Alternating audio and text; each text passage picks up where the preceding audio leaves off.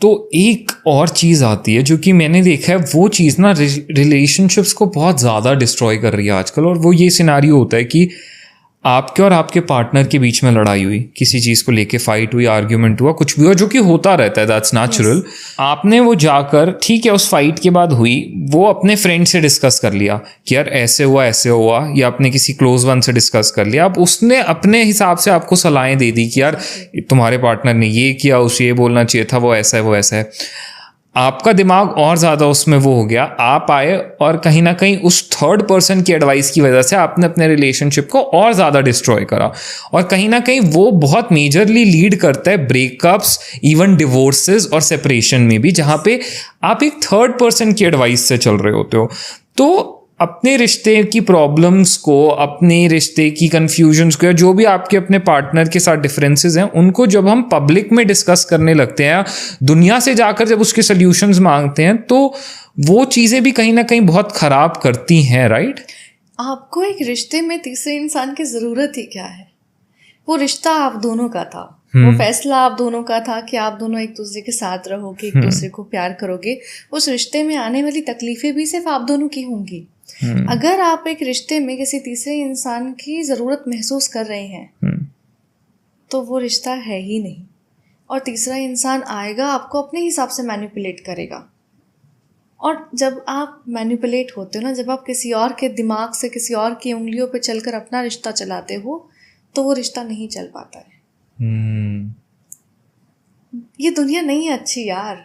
ये दुनिया आपके जख्म कुरीदने के लिए बैठी हुई है। ये दुनिया आपका इस्तेमाल करने के लिए बैठी हुई है। यहाँ पे हर कोई नहीं है इतना अच्छा। आप सबकी बातों में आ जाते हो, आप सबका यकीन कर लेते हो, बस उस इंसान का नहीं करते हो जिसको आप कहते हो कि आप प्यार करते हो। उससे बात करो ना कि क्या बात हुई है।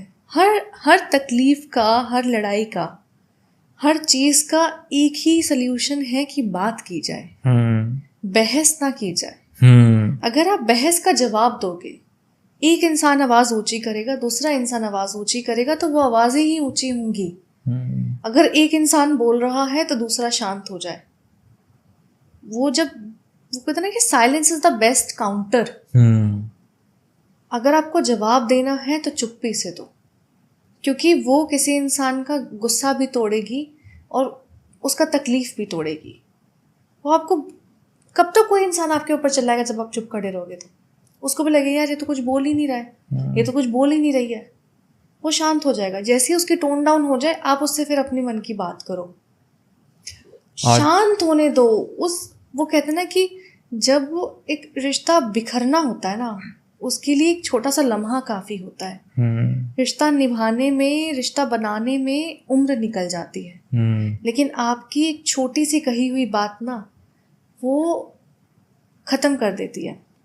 मैंने कहीं पढ़ा था कि जीभ के घाव बहुत जल्दी भर जाते हैं, लेकिन जीभ से दिए गए घाव ताउम्र रहते हैं।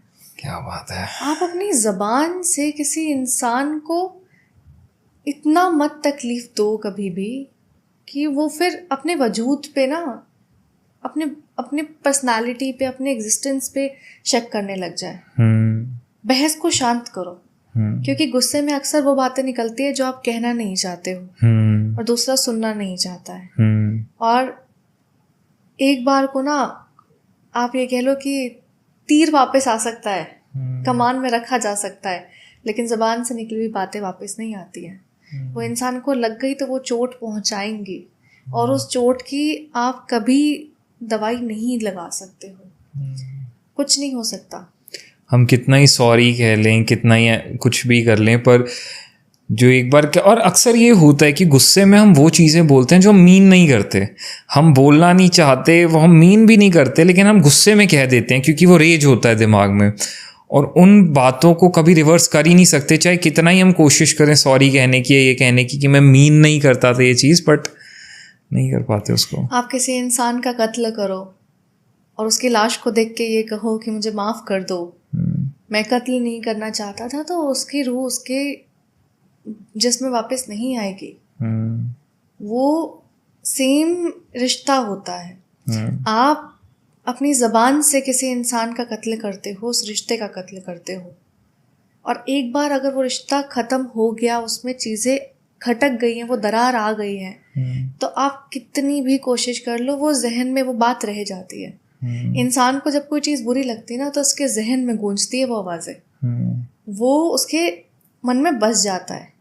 अगर किसी इंसान ने कभी ये भी तुमसे कह दिया ना कि तुम मुझे कभी खुश रख ही नहीं सकते हो, या तुम कभी किसी इंसान के प्यार के ही लायक नहीं हो, जिंदगी भर आप एक सवाल खुद से करोगे कि सच में किसी के प्यार के लायक नहीं हो। कोई इंसान दूसरा आपको तकलीफ देके जाएगा, दूसरा कसूरवार होगा ना, आप उस सिचुएशन में भी खुद को समझोगे कि शायद गलती मेरी थी, क्योंकि उसने तो यही कहा था।